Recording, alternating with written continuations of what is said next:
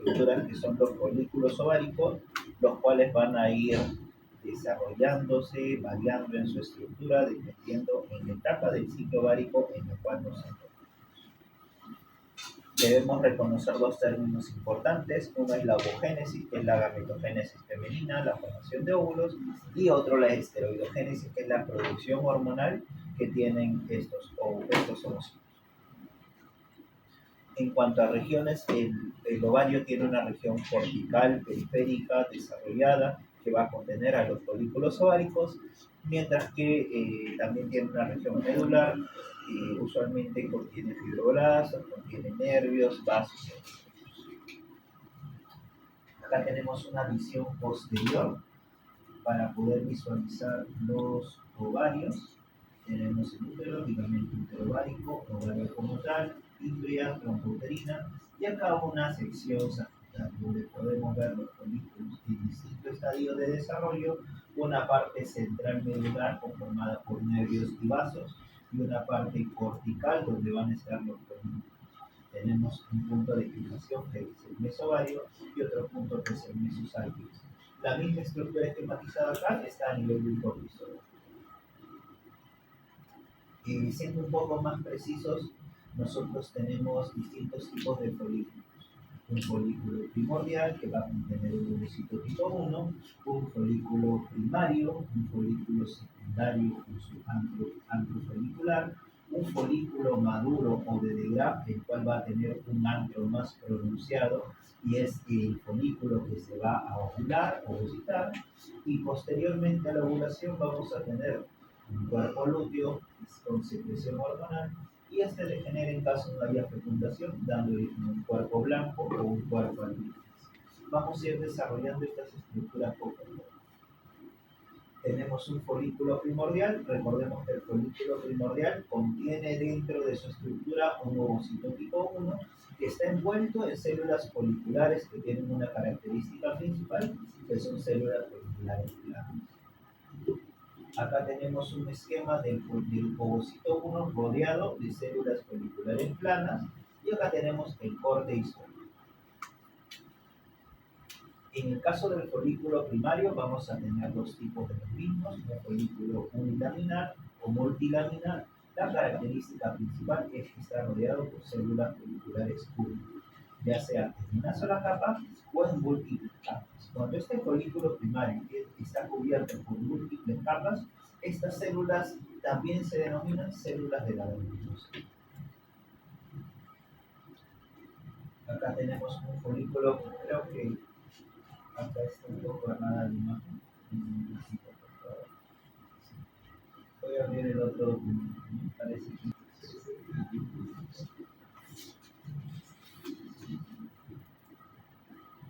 nos habíamos quedado en que un folículo primario unilaminar va a estar rodeado de células cúbicas en una sola capa. Y acá tenemos el cortisol.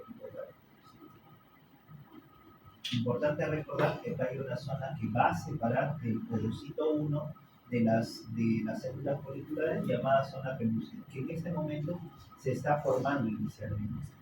Por otro lado, en el folículo primario multifolicular o multilaminar o avanzado, nosotros vamos a encontrar una serie de capas de células foliculares cúbicas, denominadas también células de la granulosa, un ovocito tipo 1 y una separación más notoria que corresponde a la zona pelúcida. Pero hay algunas células foliculares o células de la granulosa cercanas que tienen comunicación con este ovocito para poder administrarle alimentación u otros requerimientos. Y acá podemos tener el cortisol para esto. Un folículo secundario se diferencia del folículo primario debido a la presencia del antro folicular y la acumulación de líquido folicular en el estrato granuloso. Nosotros podemos ver acá cómo las células de la granulosa crecen un poco más y generan espacios correspondientes al antro folicular. Asimismo, también vamos a ver la generación o la aparición de otras capas celulares, como son la teca folicular, dividida en teca externa, correspondiente al tejido celular, tejido conectivo básicamente, y teca interna, con células de la teca interna. importante este reconocimiento de células de la teca interna y células de la granulosa, porque ambos tipos celulares van a formar una hormona en particular que va a favorecer el ciclo ovárico y el ciclo menstrual. Acá tenemos en el corte histológico la formación del ámbito como el líquido folicular. Este ovocito todavía es un ovocito primario. En el caso del folículo maduro o de Graf hay un mayor desarrollo del antro folicular y el ovocito pasa a ser un ovocito 2 hasta la mitad fase 2. Nosotros vemos un mayor antro folicular, una acumulación de células de la granulosa en una parte del folículo denominada cúmulo o óvulo. En este corte es más notorio la acumulación de células de la granulosa y la mayor proliferación del antro folicular. Recordar que este ovocito corresponde a un ovocito tipo 2, apto ya para la ovulación. Acá hay una tablita donde pueden recordar que la correspondencia entre los folículos, las células que los recubren, las células foliculares, y el ovocito que va a obtener cada uno. Una vez que ocurre la ovulación, el resto de componentes del folículo maduro se reorganiza para formar una estructura que va a producir hormonas, que es el cuerpo lúteo. Este cuerpo lúteo tiene un tiempo de vida media más o menos de 14 días y va a estar encargado de la síntesis de progesterona. A nivel histológico tiene dos componentes o dos tipos celulares. Unas células luteínicas de la granulosa que van a derivar del estrato granuloso del folículo maduro y unas células luteínicas de la teca que van a derivar de las células de la teca interna. Al corte histológico nosotros podemos ver una cavidad del cuerpo lúteo y vemos que la gran mayoría de estructuras corresponde a células eosinófilas, correspondientes a las células de la granulosa. Mientras que las células con la porción con mayor celularidad, pero en menor proporción, que corresponde a la coloración azulada, corresponde a células luteínicas de la teca. Esta subdivisión entre células de la teca y células de la granulosa es importante, sobre todo por sus componentes hormonales. Cuando no ocurre fecundación, el cuerpo lúteo degenera y se convierte en un cuerpo blanco o cuerpo albicans. Este cuerpo albicans deja de producir hormonas para transformarse en un tejido cicatricial o fibroso. Asimismo, no todos los folículos se desarrollan a folículos maduros o folículos de Graf. Muchos se quedan en el camino y se degeneran en el evento denominado atresia folicular. Acá tengo una consulta. Nosotros sabemos que las mujercitas ya nacen con una cantidad determinada de gametos femeninos que van a usar a lo largo de sus ciclos ováricos hasta la llegada a la menopausia. Pero, ¿qué determinará que de todos esos folículos solo uno progrese? Uno por ciclo menstrual. Porque en teoría, más o menos, solo de los 10, 15 folículos que se toman para el ciclo menstrual, no todos son ovulados, solo se ovula uno en cada mes. Y así se van perdiendo folículos. Es algo que vamos a retomar en la parte de fisiología. Es importante que ustedes recuerden porque actualmente se tiene una situación muy particular donde las mujeres están posponiendo su maternidad por quizás motivaciones académicas, profesionales, personales, entre otros. Y conforme las mujeres dejan pasar los años y sus ciclos ováricos prosiguen, la cantidad de folículos disponibles para fecundarse son mucho menores. Y eso es invariable conforme pase el tiempo. Por eso es que ahora se está promoviendo la criopreservación de óvulos, donde se estimula y se congela óvulos a fin de que las mujeres puedan usarlo más adelante. Porque conforme pasa el tiempo, muy aparte de la disminución en cantidad de folículos, también hay una disminución en calidad de los mismos. Las trompas uterinas son tubos de conducción que tienen 4 porciones, esto lo hemos visto en la parte anatómica, y están revestidas por una capa mucosa que contiene dos tipos celulares. Unas células ciliadas, que son útiles para el transporte del ovocito. Recordemos que el ovocito, a diferencia del espermatozoide, no tiene un flagelo, no es móvil. Su motilidad va a depender de las estructuras tubulares del aparato reproductor femenino. En este caso, de la trompa uterina.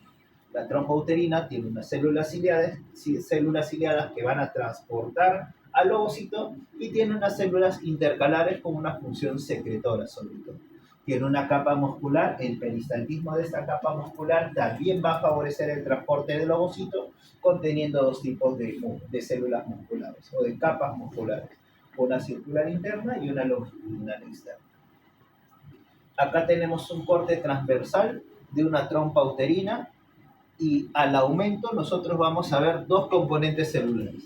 Unas células con cilios y a partir de esta flecha vemos un cambio celular en células intercalares que tienen una función de secreción.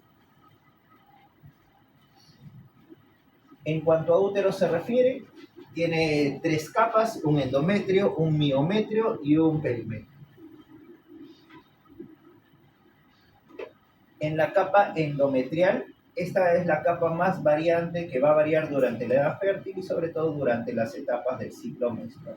Tenemos una capa basal y una capa funcional, la cual va a crecer y se va a reabsorber cuando ocurre la menstruación. De acuerdo al ciclo menstrual, nosotros tenemos tres fases. Una fase proliferativa de mayor celularidad, una fase secretora donde hay un aumento glandular, lo cual es indispensable para favorecer la implantación del cigoto en caso ocurra la fecundación.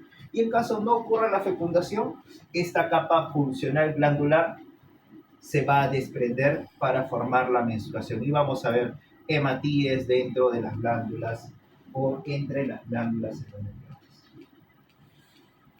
Otra parte importante del útero es el cérvix. El cérvix está conformado por un endocérvix y un exocérvix. El exocérvix epitalizado por un epitelio escamoso estratificado no queratinizado y un endocérvix que tiene un revestimiento columnar simple o cilíndrico. Ese es el caso del exocérvix, epitelio poliestratificado. Y en el caso del endocérvix, un epitelio cilíndrico simple, hay presencia de glándulas mucosas también. Y un evento muy importante o una característica muy importante es que el endocérvix y el ectocérvix van a tener un punto de unión, que es la unión escamo-columnar.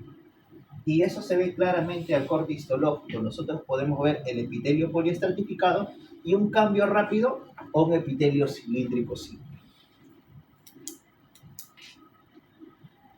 ¿Por qué es importante todo esto? El conocimiento de la unión escamo-columnar. Acá tenemos un cuello uterino visto desde la misma posición.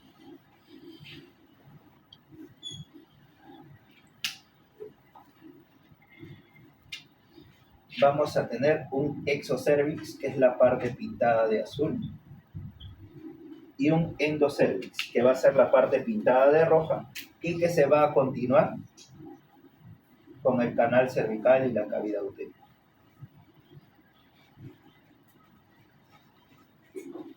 Cuando una mujercita nace, viene con una unión escamo-columnar. Pero cuando llega a la pubertad, esta unión escamo-columnar se va a ver desplazada por estímulo estrogénico, haciendo que esta unión escamo-columnar avance.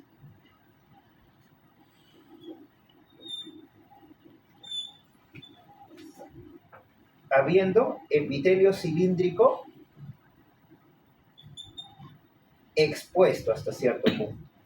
Este epitelio cilíndrico expuesto no es apto para estar en comunicación con el pH vaginal, así que se va a transformar en epitelio exocervical, epitelio poliestratificado no queratinizado, formando una nueva unión escamo-columnar.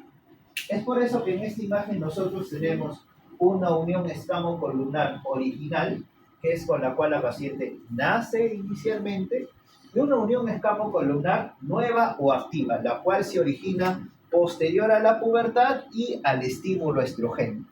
Como ustedes podrán ver, hay una zona anular entre la unión escamocolumnar antigua y la unión escamocolumnar nueva. Esta zona donde ha ocurrido la transformación de epitelio endocervical a exocervical por estímulo estrogénico se llama zona de transformación. Es algo fisiológico, pasa. Pero, como bien menciona Paul, dado a que hay una transformación celular, también es una zona que es susceptible a la aparición de neoplasia cervical, de cáncer de cervix. Es por eso que el tamizaje de cáncer de cervix está enfocado a esa zona, no por ejemplo a la parte exocervical fuera de ella. Y eso es lo que hace el Papa Nicolau, extrae células del exocervix y con la otra parte de la espátula, células del endocervix, a fin de detectar células anormales que nos puedan hacer sospechar de displasia o cáncer cervical. De igual forma, acá tenemos una unión escamocolumnar original que se ha visto desplazada por el estímulo estrogénico y una unión escamocolumnar activa o nueva. Y este espacio entre ambas es la zona de transformación.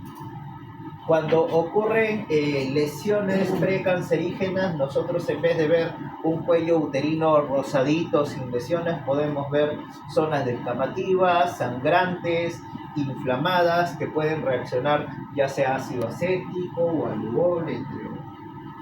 Todo ello se detecta a través del Papa Nicolau, la colposcopía con biopsia dirigida, entre otros.